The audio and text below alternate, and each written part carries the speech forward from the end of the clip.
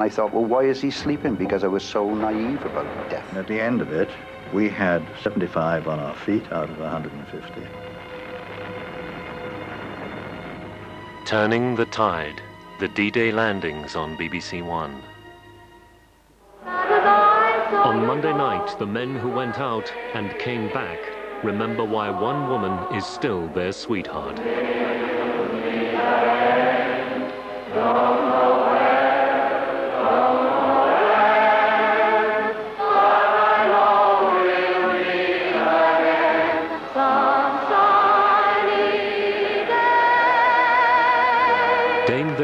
Makes good that old promise with Bob Hope and 1,000 Allied veterans in a live concert from the QE2 in Cherbourg Harbour, D-Day evening at 7 on BBC1. And coverage of the events commemorating D-Day begins now on BBC1, as the heads of state of the wartime Allies and Normandy veterans gather at Portsmouth to remember the embarkation of the D-Day Armada. The hour of our greatest effort and action is approaching. We march with valiant allies who count on us as we count on them. The flashing eyes of all our soldiers, sailors and airmen must be fixed upon the enemy on their front. And when the signal is given, the whole circle of avenging nations will hurl themselves upon the foe.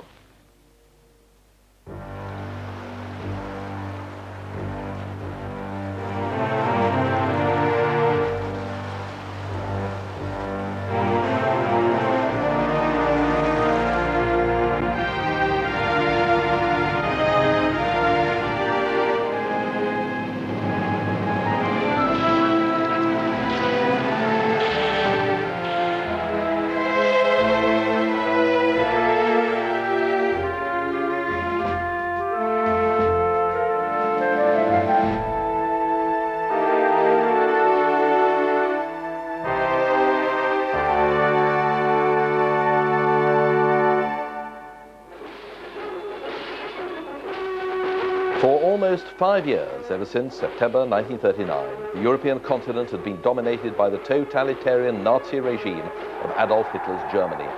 During that time, it had provoked the bloodiest war in history. It developed a policy of racial extermination, culminating in the Holocaust, the destruction of the Jews. It invented and perfected mass extermination camps, suppressed free speech and thought, and destroyed democratic institutions. It was universally seen as a regime of evil. General Eisenhower, the Supreme Allied Commander, called the liberation of occupied France that began on D-Day a great crusade. Eisenhower described it as a great coiled spring, coiled for the moment when its energy would be released and it would vault the English Channel in the greatest amphibious assault ever attempted. For the moment, from Portsmouth and Normandy, good evening.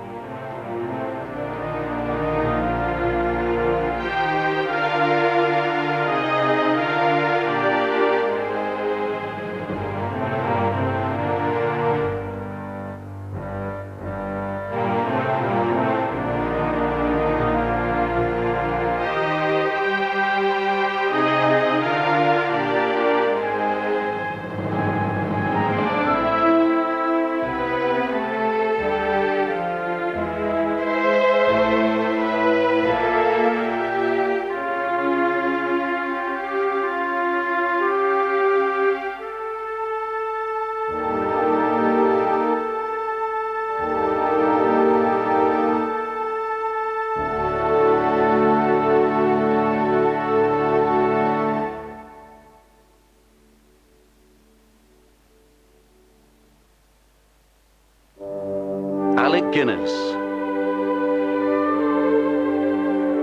Leo McKern, Lauren Bacall and Jeanne Moreau in an acclaimed story of loss and reconciliation. In which one do I get to go in?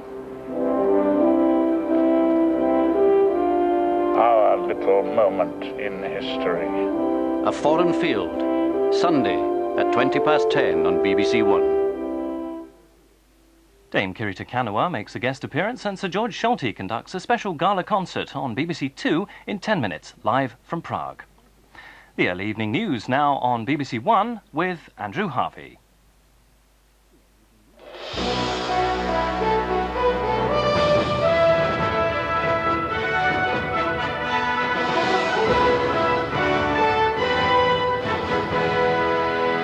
President Clinton and the Prime Minister have joined together in paying tribute to British and American servicemen.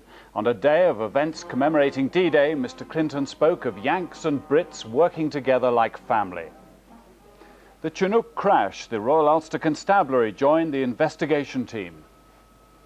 And England's rugby players defy the odds and destroy South Africa. Good evening. President Clinton, on his first official visit, came to the rescue. He kicked his 5th penalty, then this drop goal to take his personal tally to 27 points, an English Test record, as his side finished impressive winners. Neil Alden, BBC News. And that's all for now. The main news and sport is at 5 to 9.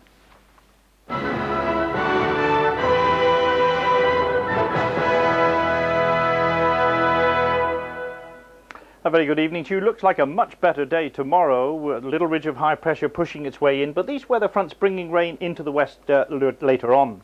It's been a miserable day today. A lot of showers up in the north, bands of rain down in the south, one just going through London, another one out to the west, and yet more showers pushing their way in. They'll continue to feed their way eastwards, but still a lot of them around, I think, by the middle part of the evening. They will have gone overnight by and large, temperatures dropping to about 6 or 7 degrees. And then tomorrow, a fairly bright start in most places. The exception, I suppose, will be Shetland, where there'll be cloud with some outbreaks of rain. Some rain already coming into southwestern parts of Ireland too, and that pushing its way in through the course of the morning. 1 or 2 showers developing over the Pennines, certainly some showers up in northern parts of Scotland. And then in the afternoon, the outbreaks of rain coming into the western fringes of England and Wales, certainly, with the sunshine pushed further and further eastwards. But at least it's going to feel warmer than today, and the winds aren't going to be anywhere near as strong. That's the forecast. Bye for now.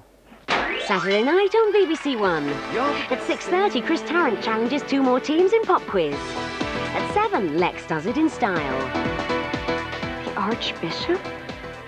Yes, I'm sorry. The Pope had a prior engagement. Is this the end for Superman? And at 7:45, domestic problems for Eric and Ernie. I'll have you know that I'm known as a polished performer. Oh, I can believe that. Take it off and give us a song. At 8:15, classic moments from That's Life. And that's followed by the movie at 9:15. The Dream Team are lost in New York. Anything else I can help you fellas with? Yeah, could you recommend a good clinical psychiatrist in the neighborhood? We seem to have lost ours. Saturday night on BBC1. You're watching BBC1 for the East Midlands.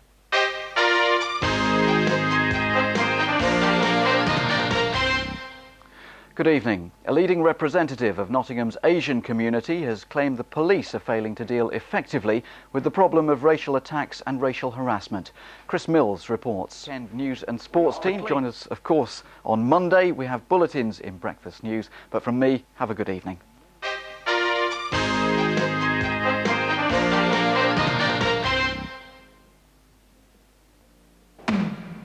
I don't want to put pressure on you, but this loan of yours is accumulating far too much interest. Oh, Nigel, son, you don't need Albert Square, honest, you don't. I've had enough of this bloke trying to strangle our lives. You can tell Ian, I got the money I owe him. Oh, great. And now I'm going into the Vic to drink the lot. EastEnders, Monday at 8 on BBC1. A chance to test your musical knowledge now on BBC1 with Chris Tarrant.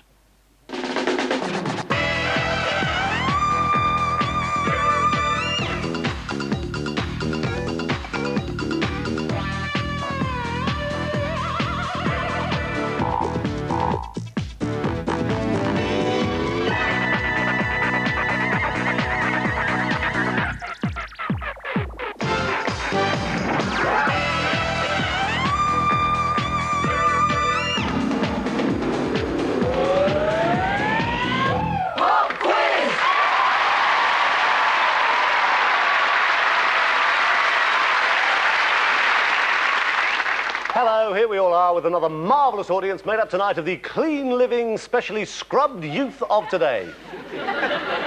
He's sitting somewhere along the 5th row, and the other 499 of them are the usual scruffy, evil-smelling riff-raff we normally got. Welcome to Pop Quiz, and once again, we're more than well blessed with two teams of top pop artists plucked from the charts for their vast expertise in popular music. We'll be putting this knowledge to the test with questions dating from the early 60s with the Beatles, the Stones and the Singing Nun, on through the days when Spandau Ballet were #1 in the charts, right up to the present day. But before we explore this rich world, let's meet the teams. The first is captained by the singer-bass guitarist who's 50% of level 42, Mark King.